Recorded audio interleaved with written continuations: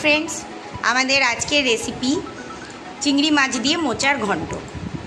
তো দেখো, সবার প্রথমে আমি মোচাগুলোকে খুব ভালো করে পরিষ্কার করে ছাড়িয়ে নিচ্ছি। মোচার এই যে অংশটা থাকে, এটাকে আর এটাকে ফেলে দিতে হয়। তো আমি সব মোচাগুলোকে আগে এরকমভাবে পরিষ্কার করে নেব, তারপরে কেটে নেব। পরিষ্কার করে নেওয়া মোচাগুলোকে আমি এবার ঝিরি করে কেটে নিচ্ছি।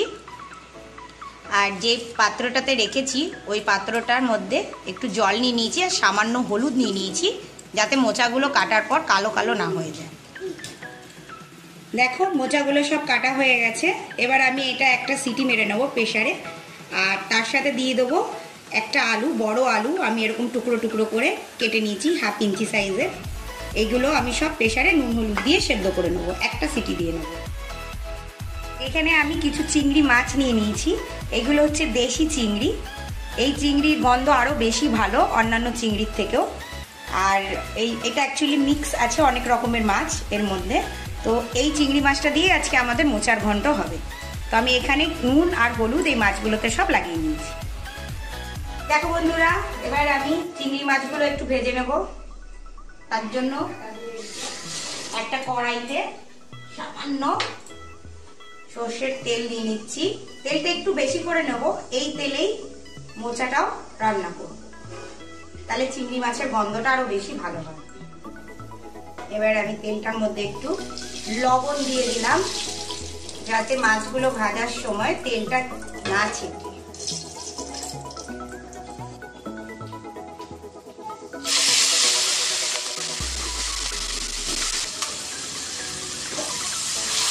দেখো, মাছগুলোকে একটু নেড়ে চেড়ে দিচ্ছি। দেখতে পাবে এখানে চিংড়ির সঙ্গে দুটে মাছ আছে, প্যাকাল মাছ আছে, শিঙি মাছ আছে। দেশি চিংড়ি যেহেতু, সেহেতু এইসব মাছ একটু মিক্স থাকে এবং খেতেও ভালো লাগে এগুলো। এদিকে আমার মোচাটাও একটা সিটি পড়ে গেছে। এবার মোচাটাকে বার করে নেব। দেখো, মাছটা পুরো ভাজা হয়ে গেছে। এবার আমি মাছ ভাজাটা নামিয়ে নেব।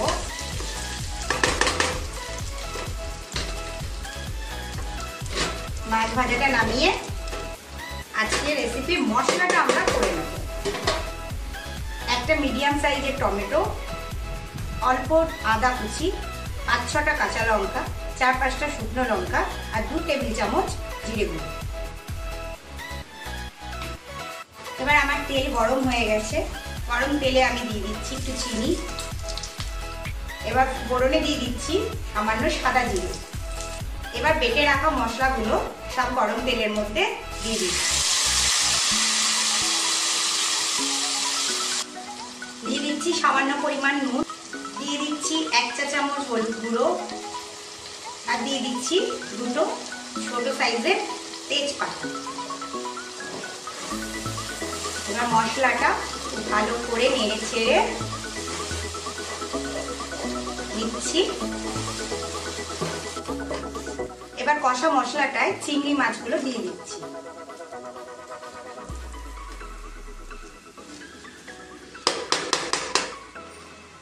এবার এর মধ্যে সেদ্ধ করে নেওয়া আলু আর মোচাগুলো দিয়ে দেবো।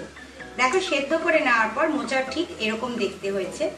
আর আমি মোচাটা খুব ছোট ছোট করে কাটি বলে এটাকে আর চটকে নেব না। চটকে নিলে একদম মিশে যাবে, গলে যাবে।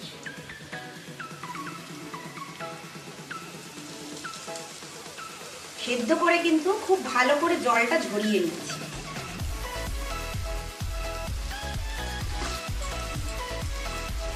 এবার খুব ভালো করে মশলাটার সঙ্গে মোচাটাকে মিশিয়ে দিচ্ছি। মশলা, মাছ সবকিছুর সঙ্গে খুব ভালো করে মিশিয়ে নিলাম। এটাতে আমি হালকা সামান্য একটু জল ইউজ করব, যাতে মোচাটা খুব ভালোভাবে মিক্স হয়ে যায় সবকিছুর সাথে। মশলা একদম কষে রেডি। এদিকে আমার জলটাও গরম হয়ে গেছে, তো সামান্য জলও দিয়ে দিচ্ছি।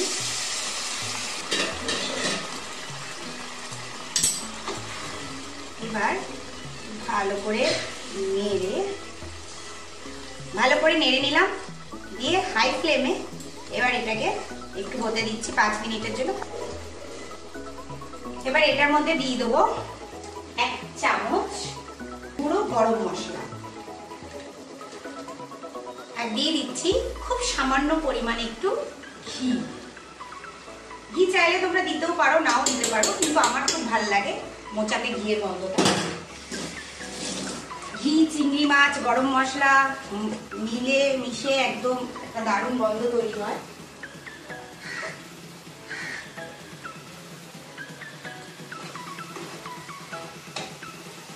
এবার এটাকে ভালো করে নেড়ে চেড়ে মিশিয়ে নিতে হবে।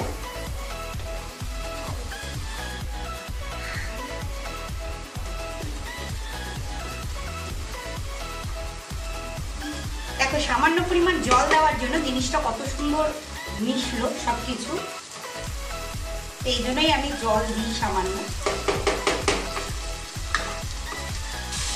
আমার মোচা এবার একদম রেডি, চিংড়ি মাছ দিয়ে মোচার ঘন্ট।